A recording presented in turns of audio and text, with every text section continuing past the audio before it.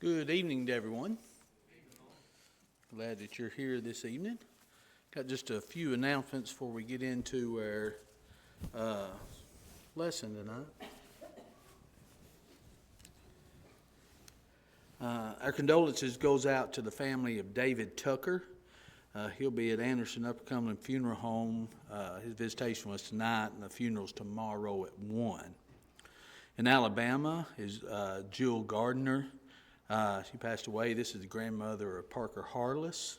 We want to remember this family. Those in the hospitals and nursing homes in Vanderbilt is Ross Nash. He's in ICU on life support, but he is improving. In Michigan is Eddie Holloway. St. Thomas is Eddie Young.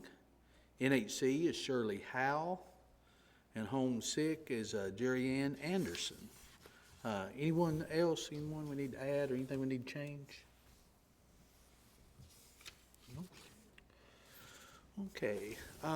Last week, we've been still, I keep saying this is going to be the end of it, but it kind of is. We've kind of drifted into something else about religious deconstruction and what may cause people to get to where they abandon their faith.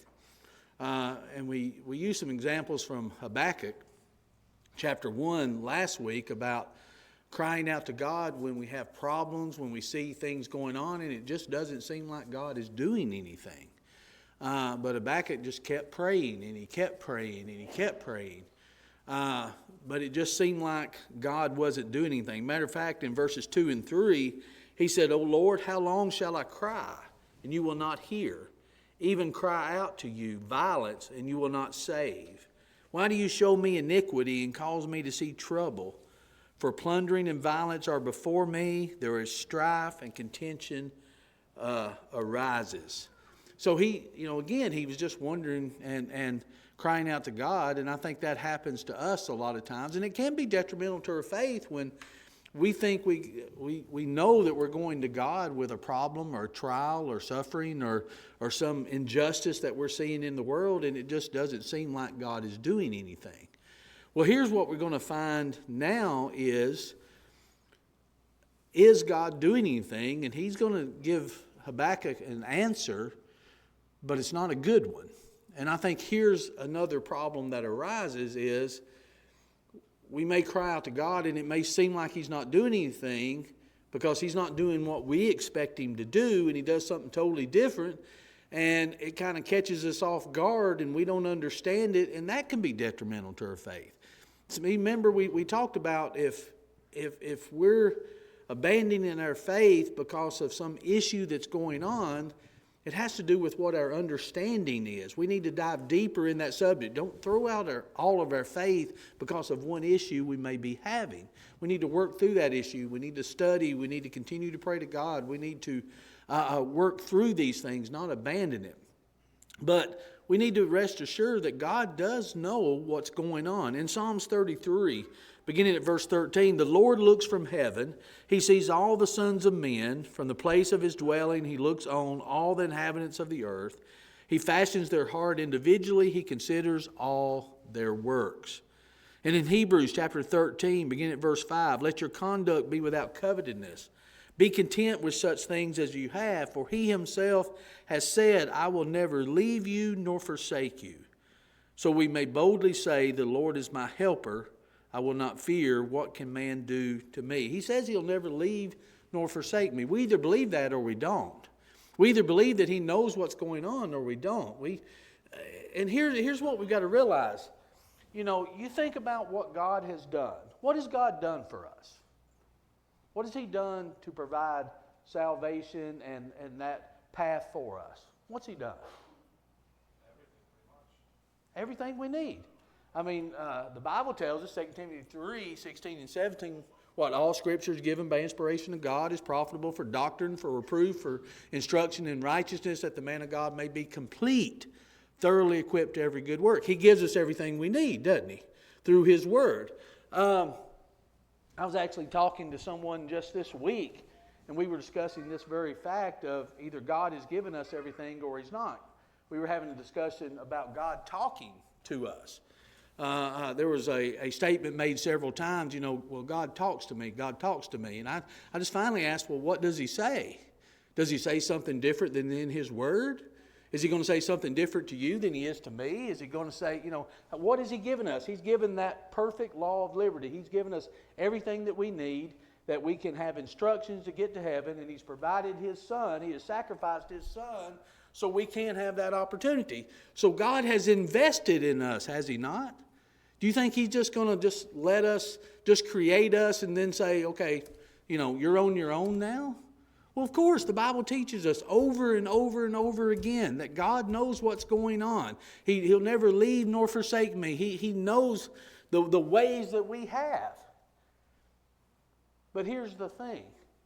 Where our faith can stumble and sometimes fall is when God does something that we don't expect him to do because we thought he should have done something else. So you take Habakkuk here, for instance. He's telling God, I'm seeing this injustice. I'm seeing wickedness. I'm seeing all this. I'm not looking out in the world seeing it. I'm seeing it within my own people. And God just doesn't seem like you're going to do anything about it. But notice here, starting in verse 5. He says, here, notice how God answers. Look among the nations and watch. Be utterly astounded. For I will work a work in your days which you will not believe, though it were told to you.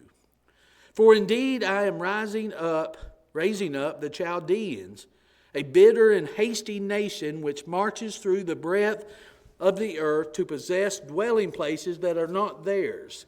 They are terrible and dreadful. Their judgment and their dignity proceeds from themselves.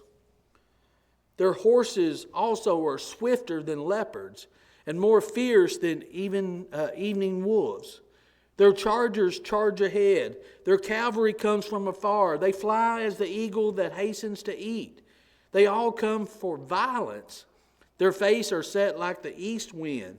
They gather captives like sand. They scoff at kings, and princes are scorned by them. They deride every stronghold, for they heap up earthy mounds and seize it. Then his mind changes, and he transgresses. He commits offenses, ascribing this power to his God. Now notice here, in verse 5, he says, look among the nations and watch. Here's his answers to Habakkuk. Remember, Habakkuk's crying out to him, you're not doing anything. I'm crying out to you. This is happening. You're not doing anything. And notice what God tells him first and foremost. Look among the nations and watch. Be utterly astounded. For I will work a work in your days which you would not believe, though it were told to you. You know what he's telling him? I am working. I am doing something. And even if I told you what I'm doing, and I'm going to tell you, you're not even going to believe it. It's going to be so far beyond your belief that I've actually got this in motion that you're going to be astounded by it. And he tells him he's going to raise up the Chaldeans. Something's not even on their radar. These are individuals that's down on the southern part of the Babylonians, and they can, be interchangeable. You can remember things that took place with the Chaldeans of how ruthless they were. And God said, I'm going to use them to bring judgment. He's going to use a wicked nation to do his will. Do you think Habakkuk expected that? Do you think that's the answer that he wanted? Do you think that was in his realm of possibility? See, I think this is what happens. When we cry out to God, we expect him to do things a certain way. And then when he does something so far beyond what our belief is, that we can't comprehend why he's doing it that way. And that's exactly what we're seeing here. God's answer begins by telling him that he's going to do something that he won't believe even if he were told about it. He said, you're not going to believe what I'm doing even if I explain it to you. How many times do we think that God answers our prayers in a completely different way than we thought that he would? You ever seen God do that? You ever been praying and praying and praying and praying for something, but something totally different happens, even unexpectedly, or even what we perceive to be worse than we thought what was actually happening? that can hurt our faith, couldn't it? When that happens, our faith can be to be where we're looking at it and saying, well, first I thought you wasn't listening. Now I don't understand at all what you're doing. You're making it worse. God, you're making it worse. This is far beyond what I'm thinking about, that it seems worse to me. You ever been in that position? That's got to be a pretty hard position to be in. It's almost like I can't help but think of Job here when he lost everything, when he says in chapter 10 of Job, when he says, I go forward, I don't see you. I go backward, you're not there. I go to the left and right. I can't perceive you in this. This is horrible. I'm serving you. I'm a righteous person serving you. He's not bragging. He's just saying, I didn't do anything wrong, and all this is happening to me. I don't see you in this, God. But then he said, I will trust you like my necessary food. Because he said, God knows where I'm at. See, we have to keep telling ourselves that. Even if we don't understand what God is doing and why He's doing it the way that He's doing it.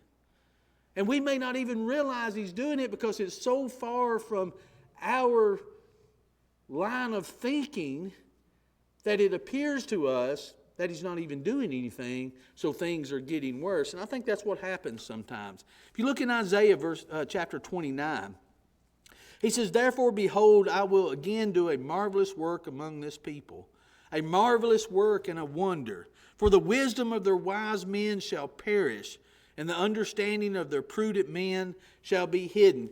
See what Isaiah is saying? God's going to do something that's so far beyond that the wise and the prudent people are not going to know how to take this. Because here's the thing, what looks wise in our eyes may not be wise to God. And what looks foolishness to us, we're going to get into that. You know where I'm going with that. What looks foolishness to the world is wisdom with God. But see, a lot of times we don't look at it that way. In Isaiah 28, verse 21, for the Lord will rise up as at Mount Perazim. He will be angry as in the valley of Gibeon, that He may do His work, His awesome work, and bring to pass His act, His unusual act.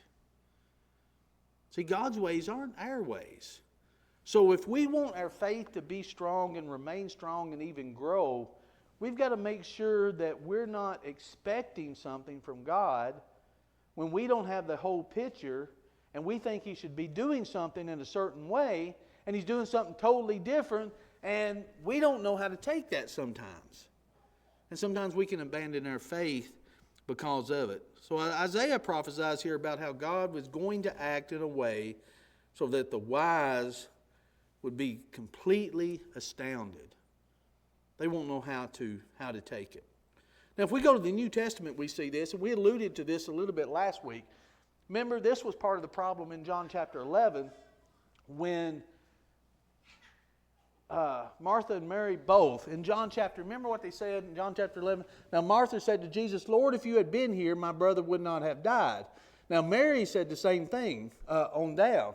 She said, then when Mary came where Jesus was and saw Him, she fell down at His feet, saying to Him, Lord, if you had been here, my brother would not have died. And we use this part as the same thing as Habakkuk. They kept telling Jesus, we called to you. We sent word to you that Lazarus was sick, but you didn't come. You didn't do anything. Was Jesus doing anything? Did He just say, nope, I'm not going to do that? He was doing something, wasn't He? So if we think about this about Lazarus, what actually happened? As we go through, when he got there, he already had something in their mind. In their mind, He should have healed Lazarus from his sickness. What Jesus knew He was going to do is raise him from the dead. So when He gets there and He tells them to roll over the stone, you remember what they said to Him? But he's been dead 4 days. You know what they're telling Him? You don't want to move that stone. He's going to stink. He's already dead. What are you doing here? You didn't get here when he was sick. And He starts telling him what He's going to do. And think about them hearing that. So first they thought he wouldn't do anything. Now what are they thinking? What is he going to do? Did they ever expect him to raise him from the dead? Is that what they thought he was going to do? Yeah, I don't think they expected it. So he's doing something far beyond what their belief was. He's seeing the whole picture of what he's going to do, but that's not what they expected from him. They expected him to come when he was sick, and they knew he could heal him from that. But Jesus needed to know he could go far beyond that. You see what I'm saying here? I think we find ourselves in that position sometimes to where, God, if you'll just do this, I just need you to do this. This is what I'm dealing with right now. This is what's in front of me now. This is what I'm going through now. This is what I need you to do now. But he doesn't do something now like we think he should, even though he is working. And then he does something totally different than we thought he was going to do. And it catches us off guard. And it can do a couple of things. It can either be detrimental to our faith because we're still focusing on what we thought he should do, or it could build our faith to realize I need to quit focusing on what I think he should do and focus on what I know he can do. And leave it up to him and trust in him. See, he's telling Habakkuk something here that's pretty devastating. I'm going to raise up this nation to come in and bring judgment on this nation. That's not what he wanted to hear. That's not the solution to his problem. That's not what he was expecting. But that's exactly what we see. If you look in Romans, notice what Paul proclaims here, starting in verse 33 of chapter 11. Oh, the depth of the riches, both of the wisdom and knowledge of God, how unsearchable are his judgments, and his ways past finding out.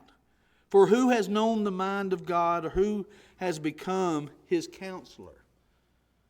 So, have you ever tried to become God's counselor? God, here's what you need to do. Here's what you should do. Here's what I expect you to do. Here's what everybody else expects you to do. So do this. And we focus on that one little point. I had a lesson, I think I've used it several times in gospel meetings, on about what God is able to do. Don't focus on what we want him to do. Focus on what he's able to do. Then that's going to help our faith. Because as long as I know he's able to do it, is there anything else really I need to know? Do I need to know every aspect of how he does it? And we're like this in our life, aren't we? You know, you ever ask for help from somebody? How do we usually ask for help from somebody?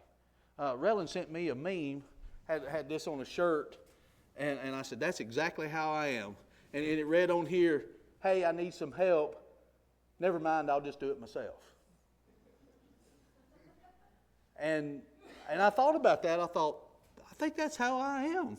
Hey, I need some help, and then I'll watch them do it for a few minutes. I'm like, no, I'll just do it myself. Just let me do it. Whether it's wrong or not, it's my way, right? I think that's how we approach God, isn't it? We approach God, God, I need your help. Never mind, I'll do it this way, or as long as you do it the way that I want you to do it, that's how I need help. I mean, you think about all the things that God has done throughout Scripture. Has it ever really been like mankind thought it should be, or how it will be? I mean, we could go over a lot of things about this. But let's move on to verse 6 and 11. Notice how he describes this nation. For indeed I am raising up the Chaldeans, a bitter and hasty nation, which marches through the breadth of the earth to possess dwelling places that are not theirs. They are terrible and dreadful. No, can you imagine God describing someone like this? They're awful. This is an awful people. And this is who I'm raising up. This is who's going to do my work. Can God use unrighteous people to do his work? Can God use wicked people to do his work?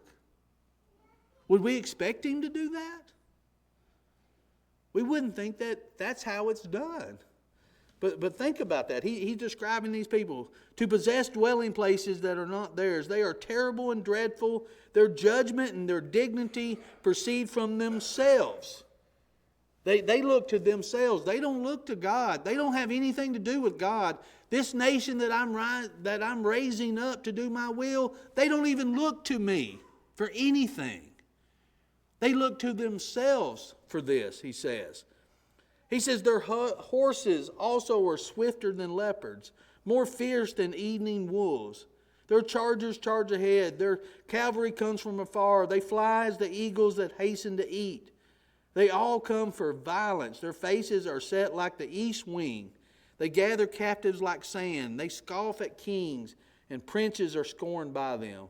They deride every stronghold, for they heap up earthen mounds, and they seize it. He's telling Habakkuk, this is who's coming. Can you imagine being Habakkuk, hearing that, and having to say that to the people? That had to be a pretty hard task, wouldn't it?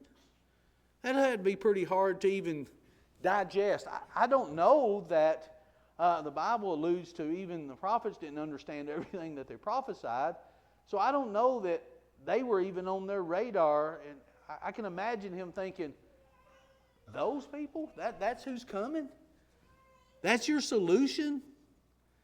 Is to bring wicked people and use their...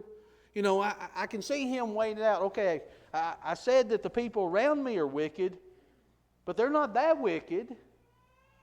So you've got less wicked and more wicked, and you're using the more wicked to bring on the less wicked. I can see him just playing this out in his mind of thinking, that's your solution? That's what you're going to do? And it's got to be interesting. We see the same things, I think, today when we think about it.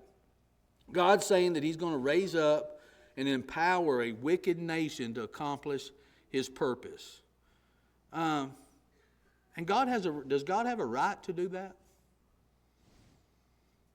Does he need our permission to do? What's that? Yeah, he's a sovereign God. And I think in our faith, sometimes that's one of the hardest things to accept, is that he's a sovereign God. He used those wicked nations to teach his people a lesson. Yeah. He brought them to their knees, and then they would repent. Yeah. That's the reason he did it. Yeah. He already had the plan in place when Habakkuk was crying out, you're not doing anything. God's already got the plan to do it. He's bringing judgment on them. Yeah, you're right. They're wicked, and here's the consequence of that. Here's what's going to happen with that. We think sometimes that, well, the answer should be God ought to just heal our nation, and he ought to make us how do you think he's going to have us to do better? I mean, what do we really think that's going to take place?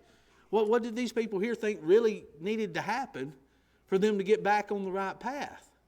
And I think, and we're going to talk about that in a minute, I think we could ask ourselves the same thing. But look in Genesis chapter 50, verse 20. Remember what Joseph said?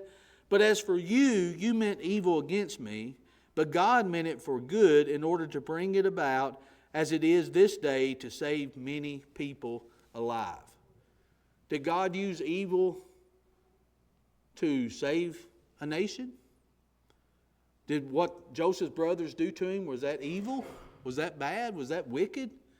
Well, absolutely it was. And Joseph suffered because of it, but he's still able to say, you meant it for my bad. You did something wicked, but God used that to save. He used you doing that to save a nation. And that's not the first and only time or the last time God does that. But see, did the brothers know that they were doing God's will? That God was going to use that for good? Did Joseph know it the whole time when he was in the pit, when he was sold into slavery, when he was at Potiphar's house, when he was in prison? Do you think he sat and thought, it's okay, God already has a plan for me? I think he knew God had a plan, but he had to be thinking through that. Why does this keep happening to me? When we think of a sovereign God, and think of we may have to suffer for the greater benefit of the good. We don't like to think that. Or when we think how God can bring judgment on us, we don't like to think of it that way. Maybe God, these people, maybe Habakkuk needs to thinking in his mind, I know I've been crying out to you about this, but maybe if you just gave them a time out, instead of bringing this nation to bring, as Roger said, bring them to their knees, maybe that might be a little too harsh. But God knows exactly what He's doing. But again, think of it in today's terms. When we're crying out to God, when we see things going on, one, do we really know that God's doing something? And two, when He does, do we see it and do we accept it? And do we understand it?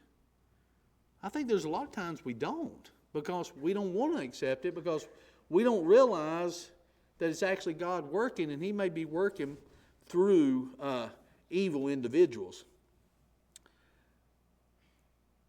God is, in short, is telling them, I know what's going on. I know what's happening. And here's my plan. And me telling you my plan, you're still not going to understand it. It's going to astound you. It's going to be wonder. Think about it in our terms. I think this is hard for us to appreciate, sometimes the answer that God gives him. Imagine us looking at our country. What do we see when we look at our country today? What would you say? How would you describe our country today? Wonderful? Evil? Maybe even wicked? What if we're crying out to God and crying out to God and crying out to God? God, how long? Have you ever done that? Have you been praying? You ever been watching the news and just think, how long, God? How long can this go on? Then God says, here's how I'm going to do it. Here's how I'm going to take care of this wickedness. I'm going to rise up a nation to come and put you to your knees. What would that look like to us? Would that look like God's helping or hurting? Just say, I'm going to raise up China, and China's going to come and put you to your knees. Think about that. I'm going to raise up another country, another nation that's going to come and take this superpower nation that we've got it so good, and I'm going to bring it to its knees. Isn't that essentially what he's telling Habakkuk? There's this nation that may not even be on your radar. They're coming, and here's the kind of people they are. See, we think sometimes when election time or something comes up in our nation and we think it doesn't go exactly our way, we're trying to figure out, God's plan in all of this. Can we really know? It may look awful bad, but it may be God's judgment that He's bringing. We may be praying, okay, I want to get the right people in there that's in leadership, and they're going to just wipe the books clean, and we're going to go back to a righteous nation. Well, that may be God's plan.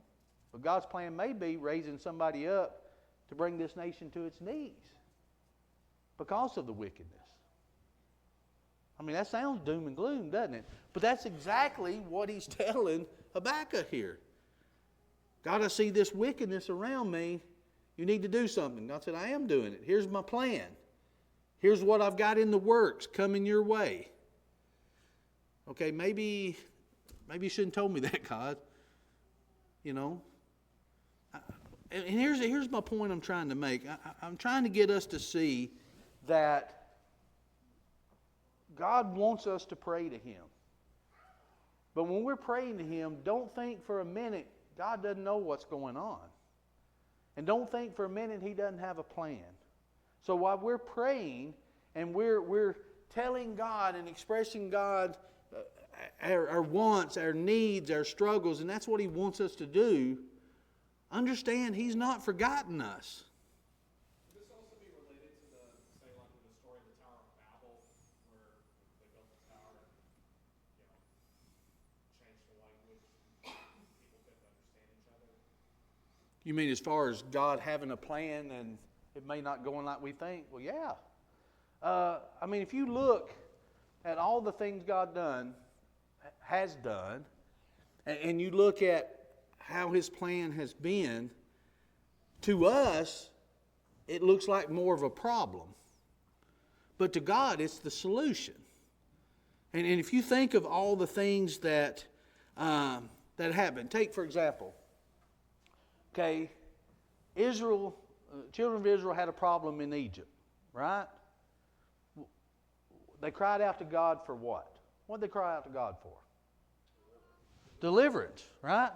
God delivered them, but what did He deliver them into?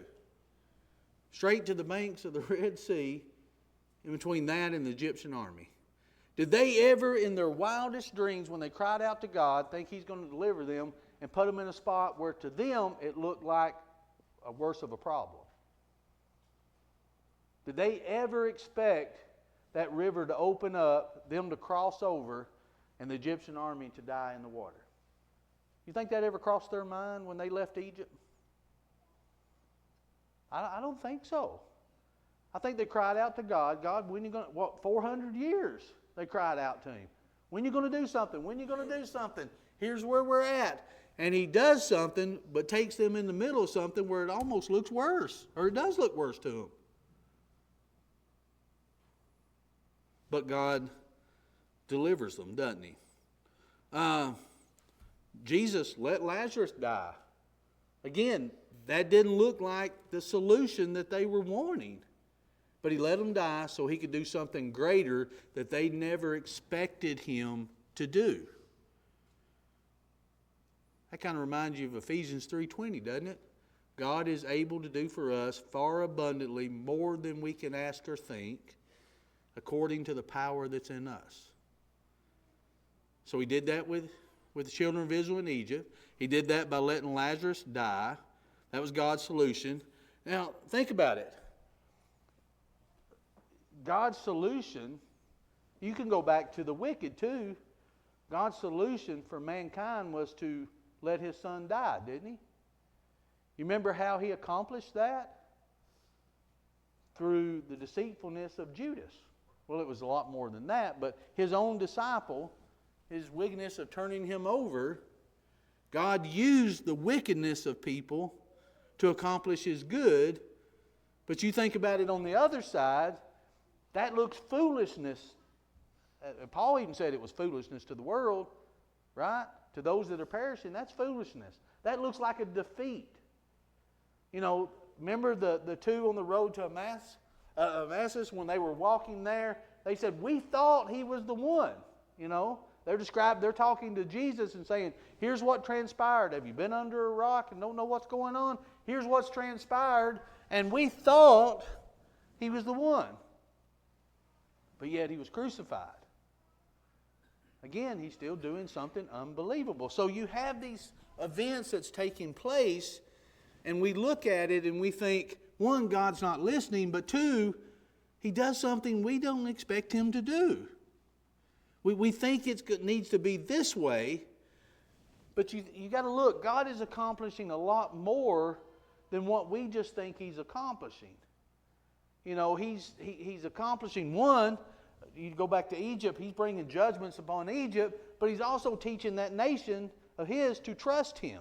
So He's got a couple things going on here that the people don't realize or even want to think about. All they think about is what they're seeing in front of them. But we think it's something different than what God is accomplishing. I think this is a critical thing for us today. The Apostle Paul quotes Habakkuk in a section in which he talks about it in Acts chapter 13. Now, it's a little lengthy, but I want us to look at this. He said, men and brethren, sons of the family of Abraham, and those among you who fear God, to you the word of this salvation has been said. For those who dwell in Jerusalem and their rulers, because they did not know Him, nor even the voices of the prophets which are read every Sabbath, have fulfilled them in condemning Him. And though they found no cause of death in Him, they asked Pilate that He should be put to death. Now when they had fulfilled all that was written concerning Him, they took Him down from the tree and laid Him in a tomb. But God raised Him from the dead. He was seen for many days by those who came up with Him from Galilee to Jerusalem, who are his witnesses to the people, and we declare to you glad tidings. That promise which was made to the fathers, God has fulfilled this for us, their children, in that he has raised up Jesus, as it is also written in the second Psalm, you are my son, today I have begotten you, and that he raised him from the dead, no more to return to corruption. He has spoken thus, I will give you the sure mercies of David. Therefore he also says in another psalm, you will not allow your Holy One to see corruption. For David, after he had served his own generation by the will of God, fell asleep, was buried with his fathers, and saw corruption. But he whom he raised, God raised up, saw no corruption. Therefore let it be known to you, brethren, that through this man is preached to you the forgiveness of sins. By him everyone who believes is justified from all things from which you could not be justified by the law of Moses. Now watch him here starting in verse 40. Beware therefore, lest what has been spoken in the prophets come upon you.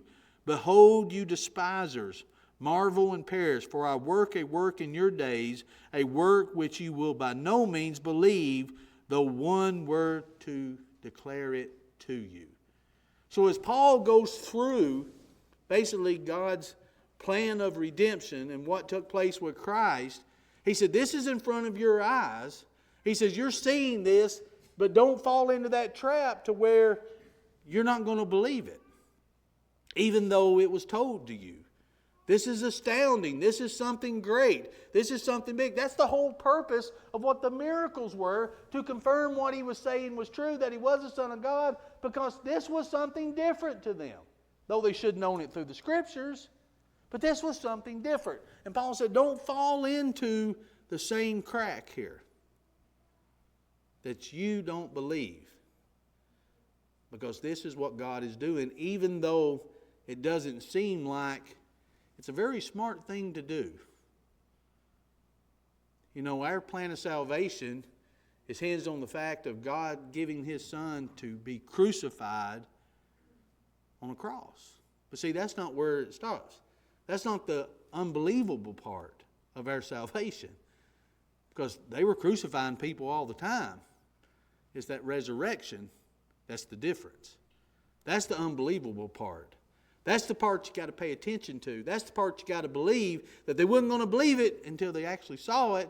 And Paul said, even though you're seeing it, don't fall in that same crack of not believing it. So we can get into this situation again to where when we start doubting, we start questioning our faith because we don't think God is working or we don't understand the way in which he is working. Think about all these instances in Scripture to where there was others that were scratching their head and saying, you're going to do it this way? Can you imagine the walls of Jericho? They're going to come down by doing what? Walking around it and blowing a trumpet? Are you serious? But that's what he did, wasn't it? That's how he accomplished it. You're going to spread your word by these 12 that you picked out? A tax collector? An old cussing fisherman? A zealot? And one that has persecuted the church? That's who you're using? I mean, think about how God works. It's hard to even fathom, but I think that's the point. God's not asking us to know every reason and why he does what he does. He wants us to trust him. That's what he told Job. That's what he tells us in Ephesians 3:20, that I can do far above what you can ask or think of me. I still want you to ask. I still want you to keep asking. I still want you to keep having faith and keep trusting. But don't focus on what you think I'm going to do, because sometimes it might disappoint you because you don't understand it. But it's going to astound you beyond your belief. So again, when we look at reasons why people leave their faith, I think these are just a few. One, we don't think God does anything sometimes, or is doing anything. Or two, we don't understand what he's doing. But I asked you, do we have to? Did Job understand the conversation between God and Satan? Hey, Satan, have you considered my servant Job? Like I say many times, I like to be the one in the class with my head down. I don't want teacher call on me. I sure don't want God to call on me and say, hey, Satan, he's ready for you. Am I? That's what Job was saying. Am I really? Am I really ready for this? But God knew he was, even if Job didn't. Job didn't understand it. And then when God explained things to him about all these wonderful works he does, Job was like, no. This is too wonderful for me to understand. God said, exactly. Too wonderful for you to understand. I'm the creator, you're the creation. I've got this. Don't worry about it. Any final thoughts or comments?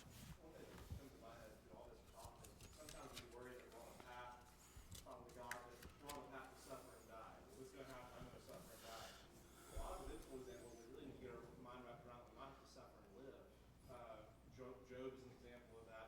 Daniel's an example of that. He went through about 3 different hostile takeovers where everybody got let go but him, and everybody else died, and he's still sitting here kind of in the spot. For most of us, I think we worry about that potential end, and that could be it, but we should really be focused on if I'm called to suffer and it ends up that here I am, I'm going to be right in the middle of it, and I might be there being thrown into the lion's den with white hair on my head. Is my faith ready to do that? Yeah, to have faith may mean we go in the furnace. It may mean we go in the lion's den. It may be that we feel like we're blocked in and have nowhere to go. It may be, all these things can build up, and it can really hurt our faith if we're not careful.